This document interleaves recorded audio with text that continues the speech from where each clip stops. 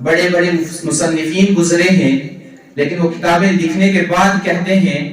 کہ ہماری کتاب کے اندر کوئی غلطی ہو تو آپ ہمیں اس پر جو ہے مطلع کریں، آپ ہمیں بتا دیں، ہماری کتاب کے اندر غلطی ہو سکتی ہے۔ لیکن یہ قرآن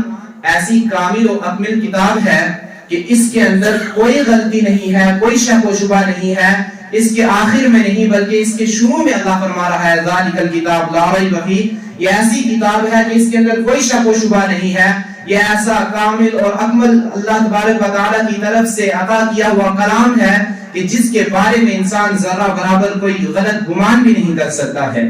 اور یہ وہ کتاب ہے کہ جو کتاب اللہ تبارک و تعالیٰ نے انسان کی زندگی سنوارنے کے لیے، انسان کی زندگی کے اندر جو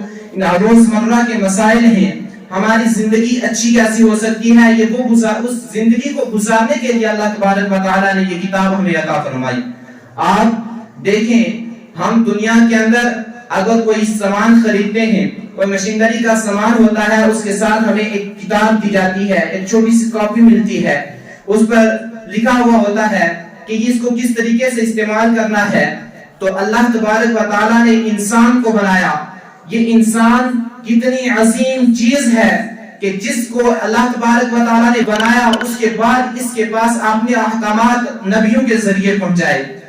دیگر جو اس سے پہلی جو امتیں گزری ہیں، ان کے اندر بھی کتابیں، صحیفے نازل ہوتے رہے، انہیں بتایا جاتا رہا کہ تم نے اپنی زندگی کس طرح گزارنی ہے۔ اور آج یہ جو امت موجود ہے، رسول کائنات صلی اللہ علیہ وسلم کی امت، اس امت کے پاس یہ کتاب جو دی گئی ہے قرآن پاک، ہم سمجھتے ہیں کہ ناظرہ قرآن پاک پڑھ لیا تو ہم نے بہت بڑا کام کر لیا، کہ ناظرہ قرآن پاک پڑھ لینے سے ہمارا فرض جو ہے ادا نہیں ہوتا ہے، بلکہ یہ قرآن تو ہمیں ناظرہ پڑھنے کے لیے نہیں دیا گیا تھا، کہ ہمیں اس لیے دیا گیا ہے کہ ہم اس کی عربی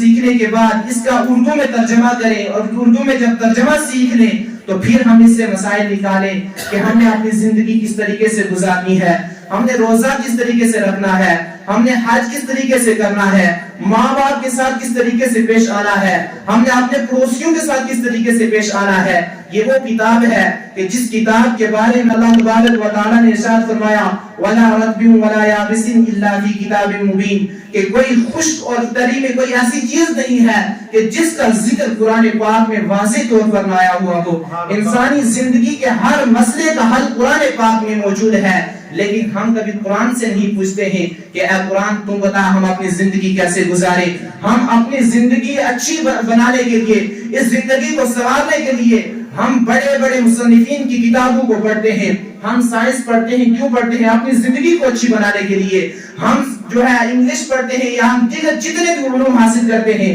اپنی زندگی میں کامیاب ہونے کے لیے سیکھتے ہیں، لیکن کاش اگر ہم اپنی زندگی میں کامیاب ہونے کے لیے ہم قرآن کو پڑھتے تو ہم قرآن کو اگر جب ہم پڑھ لیتے تو ہم فلاح پا جاتے، اگر ہم قرآن کو پڑھ لیتے تو ہم کامیاب ہو جاتے۔ اس لیے اس قرآن سے رشتہ اتنا مضبوطی کے ساتھ جوڑو کہ ہمارا اٹھنا بھی قرآن کے مطابق ہو، ہمارا بیٹھنا بھی قرآن کے مطابق ہو، ہم کسی سے بات کریں تو قرآن کے مطابق بات کریں، ہم اپنے ماں باپ کے ساتھ پیش آئیں تو ہم قرآن کے مطابق پیش آئیں۔ ہمیں قرآن میں اللہ تبارک و تعالیٰ نے ارشاد فرمایا کہ یہ تمہارے ماں باپ جب بوڑھے ہو جائیں تو ان کے سامنے اف تک نہ کہو۔ جب ہم قرآن سے سیکھیں گے کہ ہم نے اپنے ماں باپ کے ساتھ کس طریقے سے پیش آنا ہے تو یہ قرآن ہر بات کو ہمیں کھول کھول کے بتائے گا، یہ ہمیں کھول کھول کے بتائے گا کہ تم نے ماں باپ کے ساتھ کس طریقے سے پیش آنا ہے، تم نے معاشرے کے اندر کس طریقے سے جینا ہے۔ صاحب ایک بات ہمارے لوگوں کے اندر ایک غلط فہمی ہمارے مسلمانوں نے اپنے دماغوں کے اندر پالی ہوئی ہے۔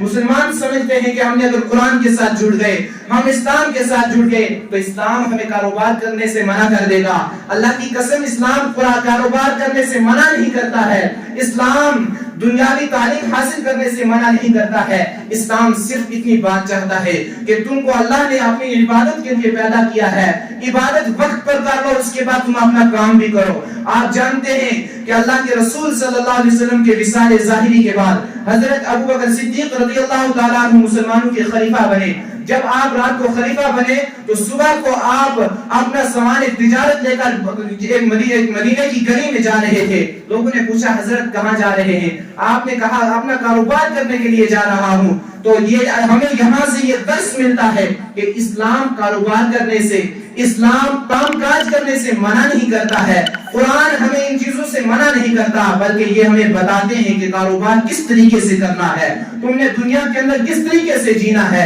اس لیے یہ جو قرآن پاک آپ نے رمضان کے اندر سنا ہے، آپ اس قرآن پاک کا ترجمہ و تفسیر علماء سے سیکھیں، اور آپ نے جو آپ امام صاحب ہیں آپ ان سے سیکھیں، اس کے سیکھنے کے بعد اس پر عمل پیرا ہونے کی کوشش کریں۔